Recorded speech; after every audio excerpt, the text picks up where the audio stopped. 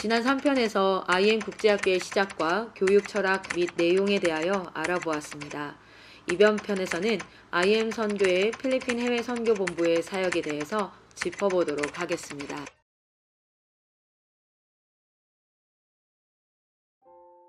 마이클 조 선교사는 청년과 청소년을 훈련하는 일을 한창 하던 2013년 돌연 하나님으로부터 가족들을 다 데리고 선교지로 가라는 부르심을 받고 필리핀에 들어가게 됩니다. 필리핀에 들어가기 전 몇 차례 선교 목적으로 필리핀에 간 적이 있었는데 스모킹 마운틴이라는 쓰레기 마을에서 쓰레기 더미를 벌거벗고 다니는 아이들을 보며 그곳에 복음을 전하고 그들을 도우리라 결심했었습니다. 당시 운영하던 IM 어학원과 다른 기관과 협력하여 99개열이 있는 필리핀 아이의 수술을 돕기도 하고 필리핀 태풍 피해 복구를 위한 모금과 후원을 주선하기도 했습니다. 그러나 하나님의 뜻은 돕는 것에 그치지 않았습니다. 마이클 조 선교사가 스모킹 마운틴 사역을 마치고 한국에 돌아오려고 공항에 가기 직전 하나님께서 마이클 조 선교사의 마음에 이렇게 말씀하셨습니다. 너는 가라. 나는 여기 있을게. 하나님, 같이 가셔야죠.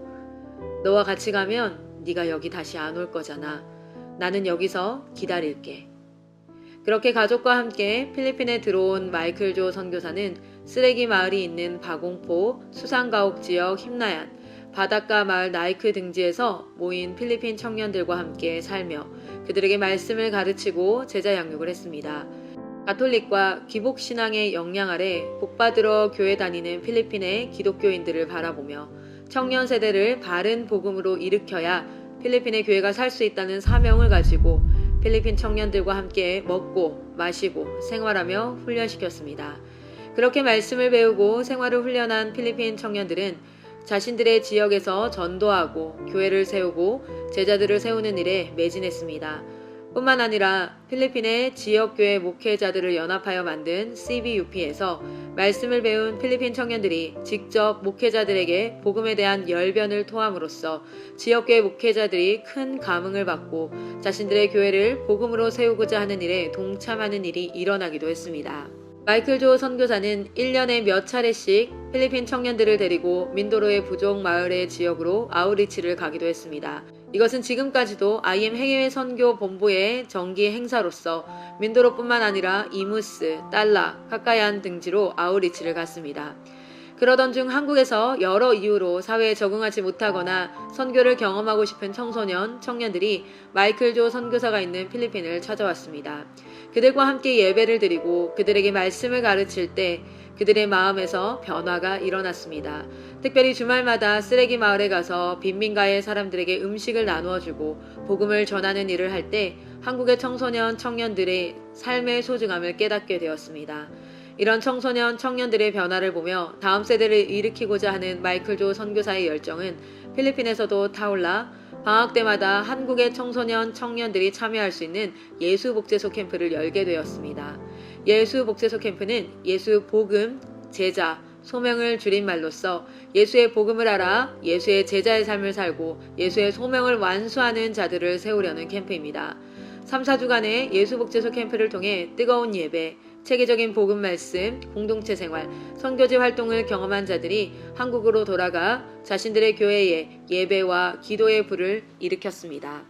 한편 그들 중에는 자신 안에 일어난 변화와 불길을 꺼뜨리고 싶지 않아 필리핀에 좀 더 남아 훈련을 받고 싶다고 고백하는 이들이 늘어났습니다. 이에 필리핀에 남아 깊이 있는 신앙과 공동체 생활, 거기에 체계적인 학습까지 이어가고 싶어하는 청소년, 청년들을 위해 커리큘럼 구성과 함께 합법적 교육을 위한 행정 절차를 밟았습니다.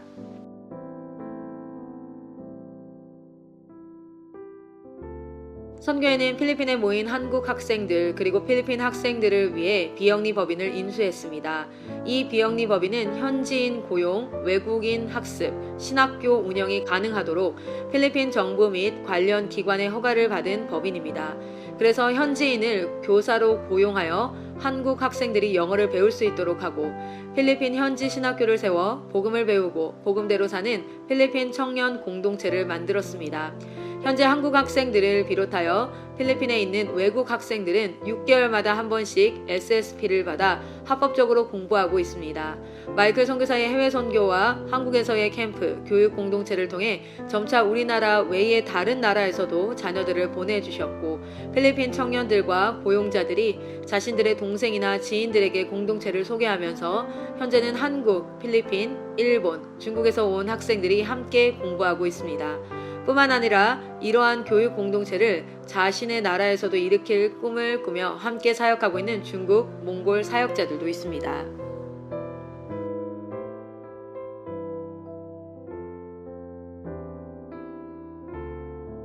기사에서 본인들 말에 잘 따르는 어린 학생들을 교사로 세웠다. 마이클 조 선교사가 화가 나서 급여를 받지 못한다. 마이클 선교사는 학생들보다 후원에 관심이 있다고 보도하면서 필리핀 해외 선교 본부와 IM 선교의 해외 선교 사역이 아무런 체계와 조직 없이 그저 마이클 선교사 한 사람의 권위와 감정, 관심사에 의해 진행되고 있는 것처럼 비춰졌는데 이것은 사실이 아닙니다. 학생들 가운데 졸업 후 함께 사역을 하고 싶어하는 학생들이 있습니다. 그러한 학생들은 간사로 지원할 수 있도록 하여 일정 기간 간사로 사역을 경험하며 해야 할 학습을 이어가도록 합니다. 간사 과정 후 본인의 의사결정에 따라 인턴 선교사를 지원하게 되고 일정 기간이 지나면 종신 선교사를 지원할 자격을 가집니다. 선교에는 사역자를 세우는 일정한 기준과 절차가 있습니다. 이러한 절차는 모든 선교기관이 가지고 있는 절차입니다. 졸업한 학생이 자신이 졸업한 기관의 교사로 섬기는 것은 가장 자랑할 만한 일이라고 생각합니다. IM 선교의 사역은 팀워크 사역입니다. 학생들을 관리하는 선교사가 있고 현지 사역자를 케어하는 사역팀이 있고 또한 현지 후원을 위해 동원하는 사역팀이 있습니다. 그래서 IM 선교에는 동원팀, 교육팀, 지원팀, 파송팀으로 사역이 구분되어 있습니다. 마이클 선교사는 IM 선교의 동원 사역팀으로 사역하고 있으며 동원 사역은 필리핀 현지에서 일어나는 사역을 소개함으로써 사람들이 필리핀 사역에 동참할 수 있도록 길을 여는 사역입니다. 마이클 선교사가 이러한 활동을 한 것은 학생들보다 후원에 관심이 있어서가 아니라 마이클 선교사가 맡은 역할을 수행한 것입니다. 현재 필리핀 해외 선교 본부와 관련된 모든 자산은 등록된 비영리 기관에 귀속되어 있습니다. 이 기관은 필리핀 법에 따라 현지인 4명과 한국인 3명의 이사회가 구성되어 있어 어느 선교사도 개인의 결정으로 선교의 자산을 사유화할 수 없도록 되어 있습니다. 때로는 선교의 재정적 어려움으로 인해 마이클 선교사를 비롯한 모든 선교사가 사례를 받지 못하는 경우가 있었으나 마이클 선교사가 화가 나서 선교사들이 사례를 받지 못한 적은 없습니다. 마이클 선교사 개인의 감정에 따라 70만 원의 선교사 사례가 좌지우지 되었다면 팀워크 사역에 있어 팀원들 간의 인격적인 관계가 없이 한 선교사의 일방적인 방침으로만 운영되었다면 또한 마이클 선교사가 현지인을 무시하고 현지인들에게 막무가내로 사역했거나 모든 것을 돈으로 처리하려 했다면 필리핀 본부의 사역은 시작될 수도 없었고 지금까지 유지될 수도 없었을 것입니다.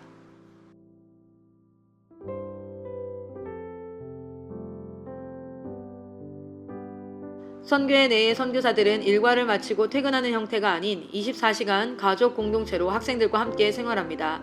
같은 밥을 먹고 같은 곳에서 잠을 자고 같은 일정으로 생활하면서 무엇보다 가장 우선적으로 돌보는 것은 학생들의 안전과 건강입니다. 한 기사에서 마이클 선교사와 현지인들의 갈등으로 인해 경비원을 고용했다고 보도했는데 경비원을 고용한 이유는 한국에 비해 안전망이 취약한 필리핀에서 외국 학생들을 안전하게 보호하고 교육하기 위함입니다. 참고로 필리핀은 대부분의 공공시설과 개인 사업장에서 사설 경비원을 고용하고 있습니다.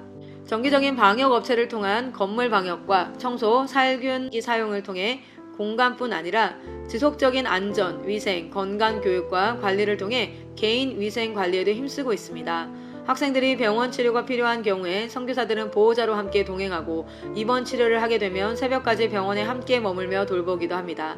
신앙생활 학습, 선교를 커리큘럼으로 하여 연간, 월간, 일간 일정을 구성하여 학생들을 교육합니다. 학생들은 매일 하루 4시간의 영어 수업과 약 3시간의 자기주도 학습 시간을 가지며 학생들의 영어 실력 향상을 위해 수업, 상담 시간 외에는 모두 영어로 말하도록 합니다.